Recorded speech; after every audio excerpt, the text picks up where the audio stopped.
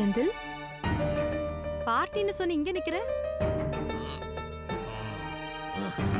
ஓ, முடிஞ்சதா? குடிச்சதும் சாருக்கு ஏன் ஞாபகம் வந்துருச்சு, அதனால தேடி வந்துட்டாரு. ரொம்ப கரெக்ட். பாத்து. என்ன சார், என்ன விஷயம்?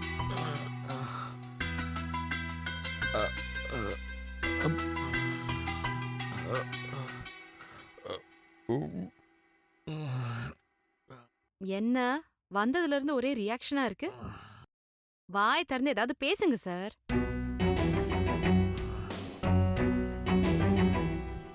என்ன?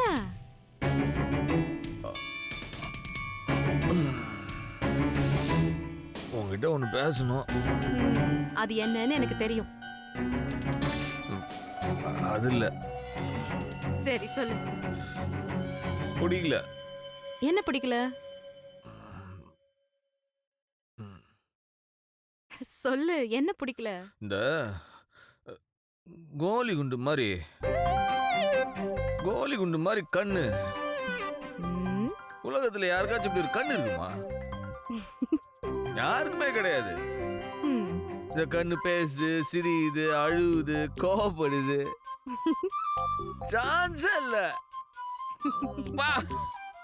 உலக அழகி எவ்வளவு வந்துட்டு போட்டோம்.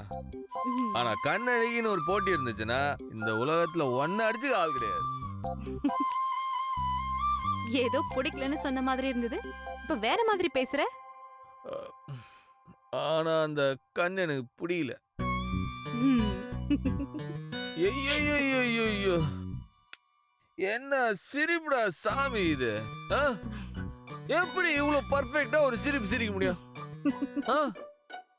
பர்ஃபெக்ட் மீட்ரு. ஒரு நூல் மேல போச்சுன்னா சிரிப்பு ஜாஸ்தி ஆயிடும். ஒரு நூல் கீழே வந்துச்சுன்னா அந்த சிரிப்புல ஜீவனே எல்லாம் போயிடும். ரெண்டுத்துக்கு நடுவுல ஒரு பர்ஃபெக்ட் சிரிப்பு. கொஞ்சோண்டு பல்ல வெளில காட்டி இளையராஜா பாட்டு மாதிரி ஒரு சிரிப்பு. சிரிச்சா பார்த்துக்கிட்டே இருக்கலாம், கேட்டுக்கிட்டே இருக்கலாம். ஆனா எனக்கு புரியல, சரி புரியல. ஒரு மாதிரி வெக்கப்படுவல. அதான் அதான் அதான் வேற லெவல். அதுவும் பிடிக்கல. புரியல. வேற ஏதாச்சும் தப்பா பேசிட்டு அப்படி ஒரு மாதிரி நாக கடிப்ப பாரு. ஐயோ சாமி, அங்க கடிச்சா இங்க வலிக்கும். ஆனா அதுவும் புரியல.